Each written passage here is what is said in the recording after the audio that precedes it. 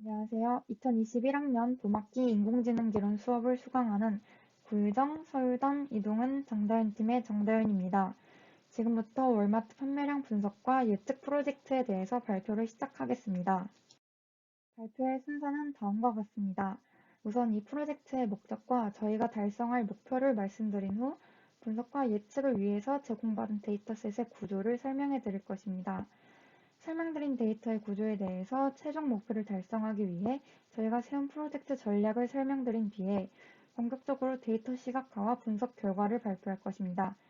이때 시계열 데이터의 특성상 월간, 주간, 일간으로 기간을 나누어 분석해 보았습니다. 마지막으로는 중간 진행 상황에 대한 요약과 기말 프로젝트 성공을 위한 계획으로 발표를 마무리할 예정입니다. M5 포캐스트 컴피티션은 약 5년간의 월마트 상품의 판매 데이터를 바탕으로 하여 앞으로 판매량을 예측하는 프로젝트입니다.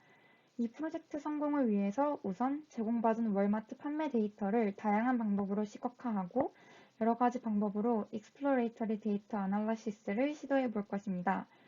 그 다음 데이터 분석 결과로부터 경향성이나 특이사항, 흥미로운 점들을 바탕으로 하여 최적의 월마트 세일즈 포캐스트 딥러닝 학습 모델을 수입하는 것이 저희의 목표입니다. 그럼 제공받은 데이터셋의 구조를 알아보겠습니다. 타겟 스토어는 미국의 캘리포니아, 텍사스, 위스콘신 이렇게 3개 주에 위치한 총 10군데입니다. 각각의 스토어에는 음식, 취미, 가정용품이라는 3개의 카테고리가 존재하고 다시 7개의 디파트먼트로 쪼개져서 총 3,049개의 상품을 판매합니다. 그림에서 볼 수 있듯이 6개의 층으로 구성되어 있습니다. 다음은 활용할 데이터 파일에 대해서 설명드리겠습니다.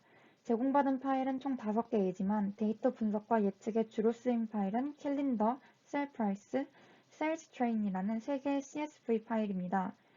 캘린더 CSV 파일에는 상품이 팔린 날짜에 대한 정보가 포함되어 있습니다.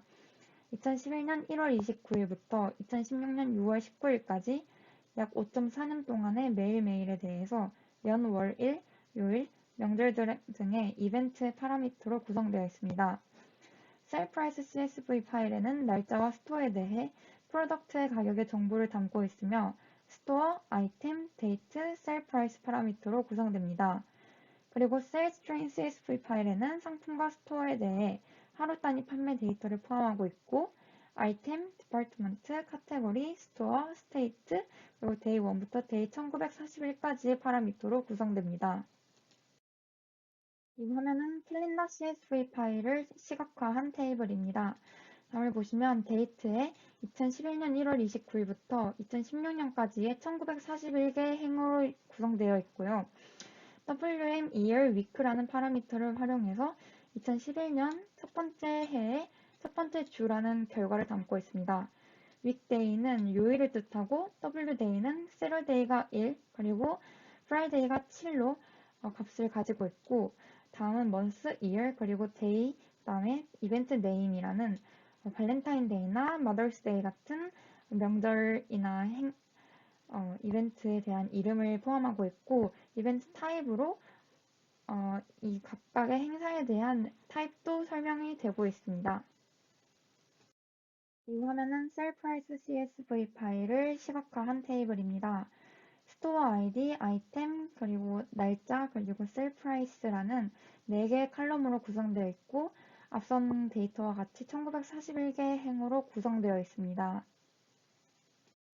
이 화면은 Sales Train CSV 파일을 시각화한 테이블입니다. 가격은 일주일에 한 번씩 갱신이 되고 이 자료를 통해서 어떤 날에 어떤 상품이 어떤 가격을 가지고 판매되었는지 그리고 수량은 어느 만큼 판매되었는지에 대해 알 수가 있습니다. 프로젝트 목표와 프로젝트에서 활용할 데이터셋을 바탕으로 앞으로 프로젝트를 진행할 전략을 수립해 보았습니다. 비주얼라이제이션 결과를 통해 아날리시스 방법을 적용할 수 있기 때문에 최대한 많이 시각화를 해보고 다양한 분석 방법을 활용할 것입니다. 이때 많은 시각화를 위해서 데이터셋 구조가 시계열 데이터라는 점을 통해 비슷한 시기별로 그룹을 잘게 나눌 것입니다. 각 스토어, 카테고리, 디파트먼트별로 월간, 주간, 일간 혹은 그 외의 기간 등으로 그룹을 잘게 쪼갤 수 있습니다. 그 그룹들의 많은 비주얼라이제이션 결과를 바탕으로 하여 평균과 분산을 활용한 모델 중심으로 최적의 예측 모델을 수립합니다. 저희가 선행적으로 알아본 모델은 LSTM, MLP, ARIMA, LGBM 등 여러 가지가 있는데요. 여러 번의 시행착오를 통해 가장 데이터의 특성을 잘 반영하는 모델로 선정하도록 할 것입니다. 저희가 현재까지 진행해본 데이터 시각화와 분석 방법입니다. 우선 월, 주, 그리고 일별로 기간을 나누어서 시각화해보았고, 그 결과를 바탕으로 경향성 분석을 위해 먼슬리 그룹에 대해서 STL 디컴포지션을, 위클리 그룹에 대해서 오토 코릴레이션과 폴리노미얼 리그레션을, 데일리 그룹에 대해서 민 컴패리즌을 진행하였습니다. 분석이 잘 되었는지 검토했고, 그렇지 않다면 왜 분석이 잘 안 되었는지 그 이유를 통해 개선점을 찾아 최적의 모델을 찾으려 합니다. 안녕하세요. 저는 월별 판매량 분석을 맡은 이동은이라고 합니다. 월 평균 판매량을 시간 순으로 이렇게 나타내서 나름대로 분석을 해봤는데요. 이거는 지금 카테고리별로 나타낸 것입니다. 카테고리는 푸드, 하비, 하우스홀드 이렇게 세 가지 카테고리로 나눌 수가 있는데요. 지금 보시는 것처럼 푸드 카테고리의 판매량이 다른 두 개에 비해서 압도적으로 높은 것을 확인을 할 수가 있습니다. 그리고 나머지 두 가지 카테고리에 대해서는 2011년에서 2012년 중반까지는 비슷하다가 이제 시간이 지남에 따라서 하우스홀드의 판매량이 더 많아지는 것을 확인할 수가 있습니다. 다음은 전체 판매량에 대해서 주별로 나타낸 것인데요. 주도 이제 세 가지로 나눌 수가 있습니다. 캘리포니아, 텍사스, 위스콘신. 그래서 여기 보시는 것처럼 캘리포니아 주의 판매량이 가장 많은 것을 확인을 할 수가 있습니다.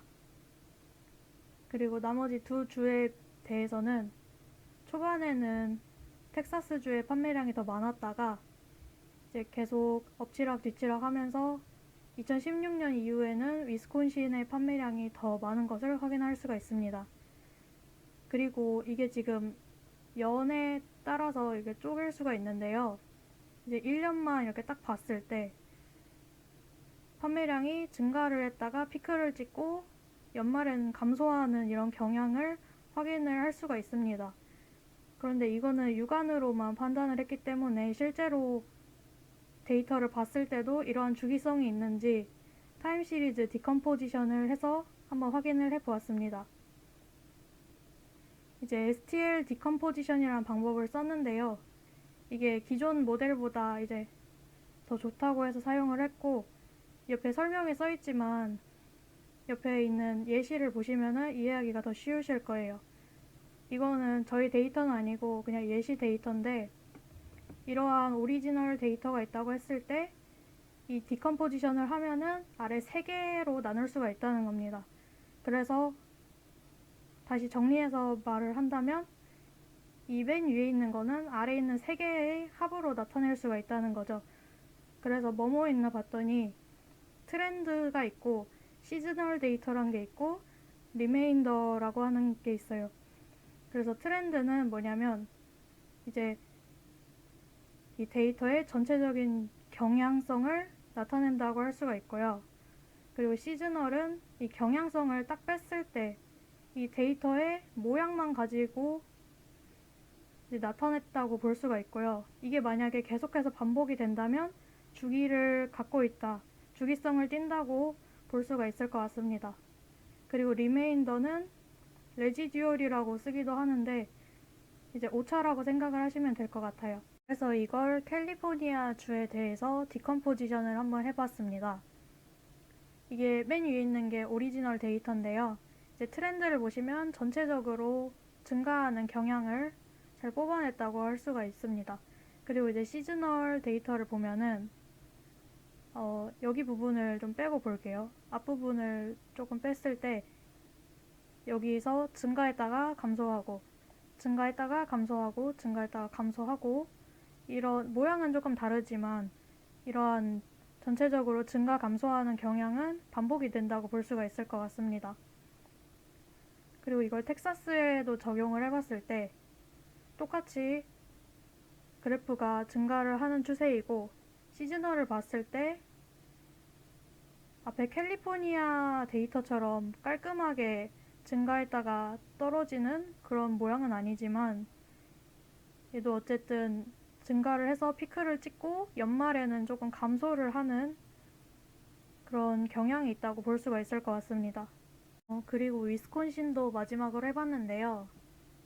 이 오리지널 데이터만 보셔도 알 것 같은데, 이 위스콘신의 경우에는 이제 주기성이 있다고 판단하기는 조금 어려울 것 같습니다. 하지만 그래도 이 데이터도 연말에 보면은 어느 정도 감소를 한다는 그런 경향이 있다고 볼 수가 있을 것 같습니다. 그래서 결론을 좀 낸다면, 트렌드를 봤을 때 세 주에서 모두 증가를 하는 경향을 보이고 있고요. 시즈널 데이터를 봤을 때 이제 1년 단위로 육안으로 봤을 때는 어느 정도 반복이 되는 것처럼 보였지만 실제로 주기성이 있다고 확신을 할 수가 없고, 대신에 연말 판매량이 공통적으로 감소한다는 것을 확인을 할 수가 있었습니다. 그리고 연말 판매량이 감소하는 이유에 대해서 생각을 해보았는데, 우리나라 같은 경우는 이제 연말에 더 나가서 모임도 갖고 그래서 판매량이 더 많은데, 미국 같은 경우는 연말을 집에서 보낸다고 합니다. 그래서 판매량이 감소하는 원인으로 작용을 했다고 결론을 지었습니다. 그 다음에는 각각의 스토어에 대해서 그래프로 나타냈는데요.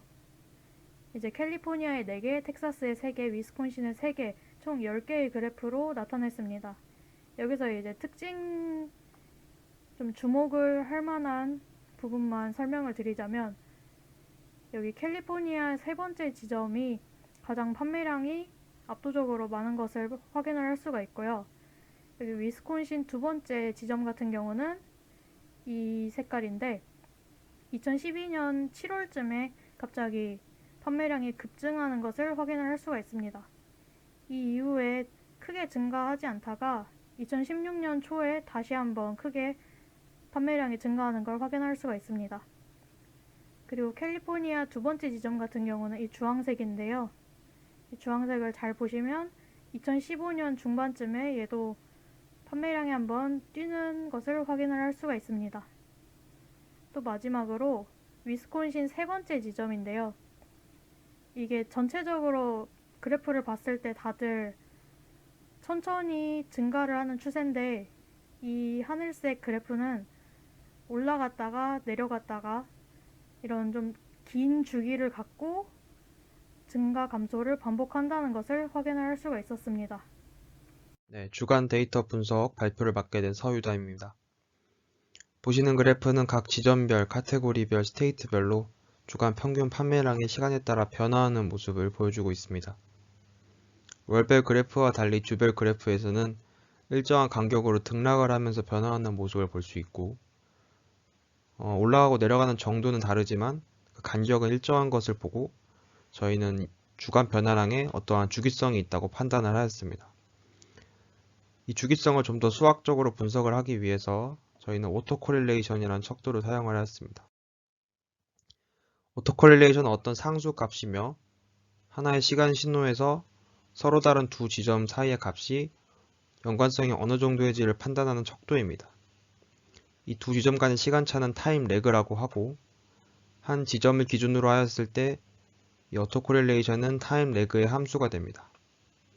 오토코릴레이션은 1에서 마이너스 1 사이의 값을 가질 수 있는데, 값이 1에 가까울수록 서로 같은 방향으로, 마이너스 1에 가까울수록 서로 반대 방향으로 상관성이 있는 해석을 할 수 있습니다. 앞에 그래프에 대해서 오토코릴레이션을 계산을 하였고, 주간 평균 판매량이기에 타임 레그는 1로 설정을 했습니다. 보시면 최저값이 0.63, 최고값이 0.95 정도로 나타나고 주기성이 있다고 판단을 하였습니다. 하지만 이 오토코릴레이션은 주간 평균 판매량을 기준으로 하였기 때문에 모든 하나하나의 상품들이 전부 이런 주기성을 가진다고 말을 하기 좀 어렵습니다. 따라서 각 상품별로 일일 판매량 그래프의 오토 콜리레이션을 계산을 해서 그 값에 따라서 이 5구간으로 나누어 각 범위에 몇 개 정도가 해당하는지 세어보았습니다. 일주일 간격으로 기준을 하기 때문에 타임 레그는 7로에서 계산을 하였고, 계산 결과 약 3049개의 상품 중에서 200개 정도를 제외하고는 전부 주기성이 없는 것으로 나타났습니다. 저희가 이전 슬라이드에서 0.63이 최저 오토코릴레이션이었기에 0.6 미만의 오토코릴레이션을 가진 상품들은 주기성이 없다고 판단을 하였고, 주기성이 없는 상품들이 대부분이었습니다. 자, 이러한 상품들의 판매량 그래프를 저희는 어떠한 바이어스로부터 노이즈가 섞인 신호로 분석을 하였고, 그 노이즈를 가우시안 화이트 노이즈라고 가정을 하였습니다. 자, 이 가우시안 화이트 노이즈에 적합한 모델은 리그레션 모델이 적합하다고 생각을 하였고, 샘플들의 바이어스가 직선의 형태로 요약되기는 어렵기 때문에 저희는 폴리노미얼 리그레션을 사용을 하였고, 3차 함수의 폴리노미얼 리그레션을 채택을 하였습니다. 자, 이전 슬라이드에서 오토코릴레이션을 계산을 하고 그 값이 0.6 미만인 상품들만을 필터링을 해서 샘플 스페이스를 구성을 하였습니다. 샘플 스페이스 안에서 학습을 3번 진행하는데 각 학습마다 20개의 트레이닝 셋과 5개의 밸리데이션 셋을 넣어서 학습을 합니다. 이 학습하는 셋 상품 번호는 무작위로 선정을 하였고, 학습 결과는 다음과 같습니다. 자, 왼쪽에서 위부터 차례대로 첫 번째, 두 번째, 세 번째 폴리노미얼 리그레션 학습 결과입니다. 빨간색 선이 저희가 예측한 모델의 리그레션 선이고, 파란색 점들이 실제 값입니다. 보시면 값의 예측이 잘 안되고 있는 것을 확인할 수 있습니다. 자, 얼마나 안되는지 오차를 계산을 해보았고, 오차는 민 스퀘어 에러를 사용을 해서 구해본 결과, 각 밸리데이션 셋에 대해서 구해본 결과 다음과 같이 오차가 굉장히 크게 나오는 것을 알 수 있었습니다. 따라서 저희는 이 폴리노미얼 리그레션 결과는 전혀 이 데이터 분석에 적합하지 않다고 판단을 하였고, 그 이유를 3가지 정도로 추정을 했는데, 첫 번째는 데이터 값의 값들이 컨티뉴어스하게 모든 값을 가질 수 있는 게 아니라 특정 값들을 위주로 가지는 디스크리트 성격을 가지고 있다가 첫 번째 추정이고, 두 번째는 저희가 3차 함수를 사용했기 때문에 모델의 차수가 부족했기 때문으로도 추정을 하였습니다. 그리고 세 번째로 대부분 0 또는 작은 값인데 비해서 중간에 엄청 큰 값, 아웃라이어라고 부르는 엄청 큰 값들이 있어서 예측이 제대로 안 됐다고 판단을 하였습니다.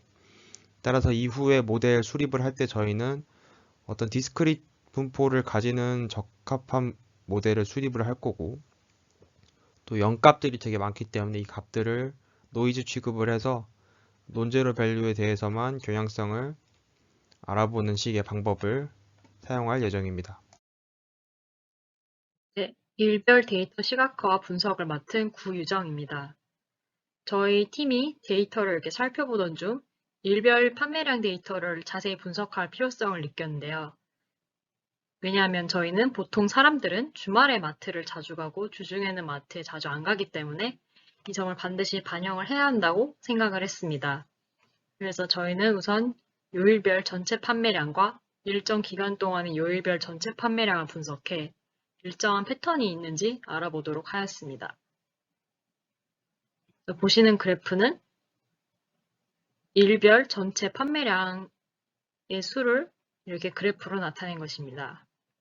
그래서 이 그래프의 데이터를 수치화시켜서 비교를 해보기 위해 저희는 다음 왼쪽에 보시는 코드를 이렇게 이용해서 품목별, 주별, 그리고 점포별 평균값을 구해보았는데요.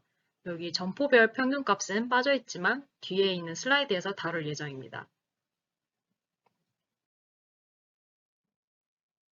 네, 그래서 우선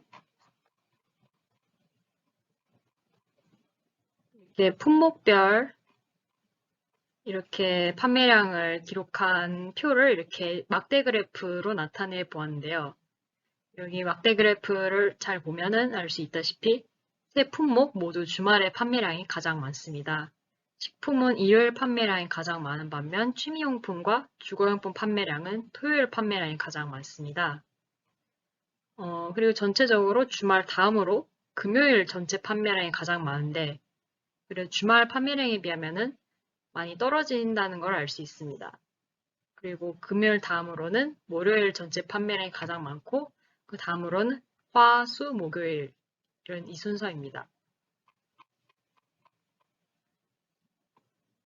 네, 그리고 다음으로는 스테이트, 주별, 요일별 변화 관찰을 이렇게 해보았는데요.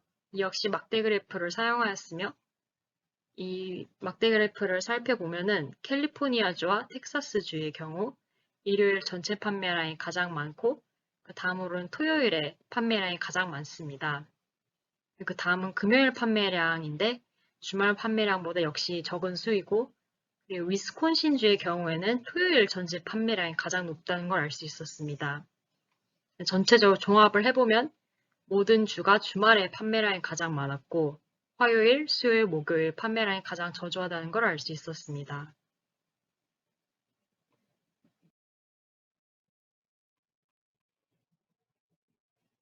그래서 저희는 각 점포별 분석도 진행을 하였습니다. 여기서 이렇게 막대 그래프로 나타낸 것을 이렇게 수치화시켜서 보기 위해서 이렇게 표를 사용했는데요. 여기서 저희는 약간 모든 점포가 보이는 일관된 특징이 있는지에 대해서 궁금증을 가졌고 또 점포별로 나타나는 특이점은 혹시 없을지 알아보고자 이렇게 구체적으로 분석을 진행을 했습니다. 그래서 우선 캘리포니아 주에 있는 점포별 일별 평균 판매량을 이렇게 보면은 그 오른쪽 표를 보시면 그 캘리포니아 두 번째 점포를 제외한 모든 점포의 일요일 총 판매량이 가장 높았습니다. 그 캘리포니아 네 번째 점포는 전체 판매량이 가장 적지만 첫 번째와 세 번째 점포와 유사한 판매량 변화를 보입니다. 그래서 저희가 이러한 데이터에 대해 최대한 많은 정보를 얻고 또 감을 이렇게 잡기 위해 이번엔 평균값이 아닌 데이 1부터 데이 1913까지의 총 일별 판매량 그래프를 이렇게 분석을 해보았습니다. 이렇게 그래프를 그려보았는데요. 다음과 같이. 그래서 우선 첫 번째 점포를 보면은 대체로 판매량이 일정하게 우상향한다는 걸 알 수 있고 두 번째 점포의 경우에는 판매량이 살짝 감소하다가 2015년 여름을 기점으로 급등했다는 점을 알 수 있었습니다. 세 번째는 대체로 전체 판매량이 우상향하는 경향이 보이고 네 번째 점포가 이 네 점포 중에 가장 뚜렷하게 우상향을 하는 모습을 보여줬습니다. 그리고 캘리포니아주의 일별 전체 판매량을 이렇게 살펴보았는데요. 캘리포니아주의 전체 판매량은 우상향한다는 걸 알 수 있었습니다. 그래서 저희는 캘리포니아주의 일별 판매량을 분석할 때 시간이 지남에 따라 대체로 년 단위로 판매량이 증가한다는 점을 알고 있어야 한다고 결론을 지었습니다. 그 다음으로 텍사스 분석에 들어갔습니다. 그래서 이렇게 옆에 오른쪽에 있는 수치화된 표를 보시면 텍사스주는 캘리포니아 첫 번째, 세 번째, 네 번째 점포와 유사한 요일별 판매량 변화를 보인다는 점을 알 수 있었습니다. 그리고 점포별 판매량은 두 번째 점포가 가장 판매량이 많았고 그 다음으로는 세 번째, 첫 번째 점포였습니다. 이번에도 비슷한 식으로 이렇게 그래프로 나타내 보았는데요. 이걸 하면은 텍사스주는 캘리포니아주보다 우상향하는 그 비율이 좀 적은 편이지만 텍사스 1과 3의 점포의 경우에는 전체적으로 전체 판매량이 우상향을 합니다. 두 번째 점포의 경우에는 2013년 하반기부터 전체 판매량이 잠깐 우하향한 이유로 소폭 우상향하며 판매량이 대체로 일정한 경향이 있습니다. 그래서 이번에도 전체 판매량을 이렇게 보시면 이렇게 마찬가지로 우상향을 하는 경향성을 보인다는 걸 알 수 있었습니다. 다음으로는 위스콘신주 일별 평균 판매량을 분석을 해보았습니다. 위스콘신주는 특이하게 세 곳 모두가 토요일 판매량이 가장 많았습니다. 그리고 다음으로는 일요일 그리고 금요일 판매량이 가장 많다는 점을 알 수 있었습니다. 이렇게 각 점포별 그래프를 이렇게 보시면 위스콘신 첫 번째 점포와 두 번째 점포는 판매량이 급등하는 구간이 있다는 특이한 점을 발견할 수 있었습니다. 그 이후로는 대체로 꾸준히 우상향을 하는데 그 세 번째 점포는 그와 달리 우하향하다가 갑자기 다시 우상향을 하는 모습을 보여줍니다. 그래서 이번에도 전체 판매량을 이렇게 살펴보면은 위스콘신주 또한 전체 판매량이 우상향한다는 걸 알 수 있었습니다. 그래서 저희는 이 모든 분석을 통해서 얻은 결론은 일별 판매량을 분석하기 위해 일정 구간을 뽑을 때, 뭐 예를 들면 2달 동안의 요일별 판매량 분석을 하고 싶었을 때, 그때 뭘 알아야 하느냐? 급격한 판매량의 변동이 있는 구간을 피해야 한다는 것을 알 수 있었습니다. 그리고 특정 기간의 토요일 전체 판매량이 몇 년 후에 예를 들면 수요일의 판매량보다 적을 수 있음을 알고 있어야 한다고 생각을 했습니다. 거의 모든 점포들이 시간의 흐름에 따라 판매량이 증가하고 있기 때문입니다. 그래서 이번에는 이렇게 품목별 이렇게 판매량도 이렇게 한번 그래프를 이렇게 만들어서 관찰을 해보았는데요. 그 식품과 주거용품 판매량은 대체로 우상향을 하는 데 비해 취미용품 판매량이 갑자기 급등하는 구간이 있음을 알 수 있습니다. 그 급등을 하고 난 이후에 대체로 우상향을 하는 경향성을 보입니다. 이렇게 저희가 이렇게 소폭 또는 대폭 급등 또는 급하락하는 구간이 어디인지 분명히 알고 요일별 판매량을 분석을 해야겠다고 판단을 했습니다. 그래서 요일별 판매량을 이렇게 분석할 때 본인이 분석을 하고 있는 데이터가 그래프의 어느 지점쯤인지를 계속 확인하고 그 추이를 계속 비교하면서 이렇게 모델을 만들어 나가야겠다고 판단을 하였습니다.